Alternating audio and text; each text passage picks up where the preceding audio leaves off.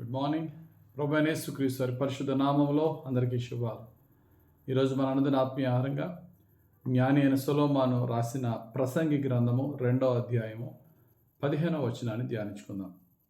కావున బుద్ధిహీనునికి సంభవించినట్లే నాకును సంభవించును గనుక నేను అధిక జ్ఞానము ఎలా సంపాదించిదనని నా హృదయమందు నేను అనుకుంటుని ఇదియు వ్యర్థమే. చదవబడిన వాక్యంలో భక్తుడైనటువంటి జ్ఞాని అయిన సొలొమోను తనకు తాను పరీక్షించుకుంటూ ఒక బుద్ధిహీనుడు జ్ఞానం లేని వాడికి ఏ విధంగా సంభవిస్తున్నాయో అన్నీ, ఎంత జ్ఞానం సంపాదించిన నాకు అలాగే సంభవిస్తున్నప్పుడు వాడికిలా నేను ఉండడం బెటర్. ఇంకా నేను ఇంత జ్ఞానం సంపాదించి వాడికి లాంటి జీవితమే పొందుకుంటే నా ప్రయాస ఇంత జ్ఞానం సంపాదించడానికి నేను కష్టపడిన నా కష్టం అంతా వ్యర్థమైపోతుంది కదా. ఇంకప్పుడు బుద్ధిహీనునికి జ్ఞానునికి అసలు డిఫరెన్స్ ఏంటి? జ్ఞానం వల్ల వచ్చే లాభం ఏంటి? ఇది వ్యర్థమే అని భక్తుడైనటువంటి సొలొమోను తను తాను పరీక్షించుకుంటూ మాట్లాడుతున్నారు. బుద్ధిహీనుడికి జ్ఞానికి ఏ విధమైనటువంటి తేడా లేదా? జ్ఞాని జీవితము బుద్ధిహీనుని జీవితం ఒకేలా ఉంటుందా? ఒకేలా ఉంటుంది. ఎప్పుడు అంటే ఆ జ్ఞాని తన జ్ఞానానుసారంగా నడవనప్పుడు. నీవు ఎంత జ్ఞానం సంపాదించినా, నీకెంత తెలివి ఎంత బుద్ధి ఉన్నా, ఆ బుద్ధి తెలివి జ్ఞానానుసారంగా మన క్రియలు ఉన్నప్పుడు అప్పుడే ఆ జ్ఞానం యొక్క ఫలము, ఆ బుద్ధి యొక్క ఫలము అనుభవిస్తాం. దానికి తగ్గట్టుగా మనం ప్రవర్తించినప్పుడు ఇంకా బుద్ధిహీనుడికి జ్ఞానం లేనివాడికి మనకి ఏమాత్రం కూడా డిఫరెన్స్ ఉండదు. అందుకనే తర్వాత వచనంలో అంటాడు ఆయన, బుద్ధిహీనుడు జ్ఞాని ఇద్దరూ కూడా ఒకేలా చేస్తున్నారు కదా, ఇంక అందులో డిఫరెన్స్ ఏంటి అంటున్నాడు. చూద్దాం ఒకసారి. తర్వాత వచనం ప్రసంగి గ్రంథం 2వ అధ్యాయం 16వ వచనంలో లాస్ట్ లైన్, జ్ఞానులు మృతి నొందు విధం ఎట్టిదో బుద్ధిహీనులు మృతి నొందు విధం అట్టిదే. లాస్ట్ లైన్లో ఉంటుంది. ఎలాగైతే జ్ఞానులు చేస్తున్నారో బుద్ధిహీనులు అలాగే చేస్తున్నారు. ఇంకా బుద్ధిహీనులకి జ్ఞానులకి డిఫరెన్స్ ఏంటి? ఇక్కడ రెండు విషయాలు మనం తెలుసుకోవాలి. ఒకటి, జ్ఞాని తన జ్ఞానమును తన జీవితంలో క్రియారూపంలో పెట్టినప్పుడే జ్ఞానం యొక్క ఫలం ఉంటుంది.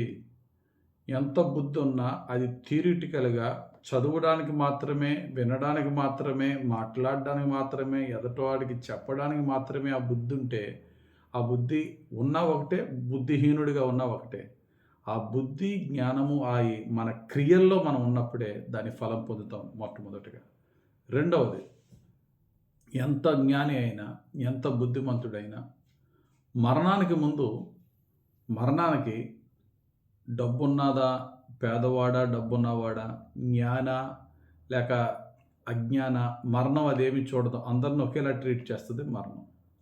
మరి జ్ఞానికి ఇంకేంటండి బెనిఫిట్ మరణం దగ్గర అంటే, జ్ఞాని తన ఈ లోక జ్ఞానంతో పాటు దైవిక జ్ఞానాన్ని కూడా పొందుకోగలిగితే, దైవిక జ్ఞానం అంటే మరణము తర్వాత నిజమైన జీవితం ఉన్నది అని దేవుని వాక్యం ఏమైతే చెప్తుందో ఆ నిత్యత్వము గురించి, ఎటర్నిటీ గురించి కనుక ఈ జ్ఞాని ఇంకెప్పుడు లెక్కలో, సైన్స్, సోషల్, లేకపోతే ఆస్ట్రానమీ, లేక ఈ యొక్క ఫిజిక్స్, వీటిని గురించి జ్ఞానం అవసరం మనకి.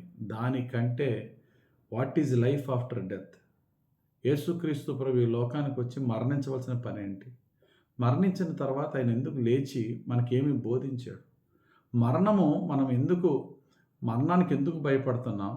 యేసు ప్రభు కానీ ఆయన శిష్యులు కానీ మరణాన్ని ఏమాత్రం భయపడకుండా ఎలా ఫేస్ చేశారు? ఇవన్నీ ఈ జ్ఞానాన్ని కనుక మనం తెలుసుకుంటే, మరణానికి ముందు వచ్చే ఏ కష్టానికి జ్ఞాని భయపడ్డు. మరణము తర్వాత వచ్చే దేవుడిచ్చే ఆ యొక్క జీవితానికి సిద్ధపడిన వాడు, మరణం తర్వాత వచ్చే ఆ మహిమ కొరకు ఎదురు చూస్తూ మరణానికి ముందు వచ్చే శ్రమలను ఒక శ్రమగా భావించడు. అది జ్ఞానికి ఉండే బెనిఫిట్. రెండు విషయాలు తెలుసుకుందాం. ఈ లోక జ్ఞానము ఎలా జీవించాలో మనం బుద్ధి జ్ఞానం తెలుసుకుంటే, అది తెలుసుకున్నంత వరకు మాత్రమే కాక దానికి తగ్గట్టుగా జీవించినప్పుడే దాని ఫలం వస్తుంది. రెండు, మరణం అనేది ఎంత జ్ఞానము ఉన్నా మరణము అందరిని ఒకేలా ట్రీట్ చేస్తుంది కాబట్టి, జ్ఞానిని అజ్ఞానిని ఒకేలా ట్రీట్ చేస్తుంది కాబట్టి, మరణం దగ్గర జ్ఞానికి ఉన్న బెనిఫిట్ ఏంటంటే ఈ లోక జ్ఞానంతో పాటు దైవిక జ్ఞానం ఉన్నవాడు మరణానికి భయపడడు.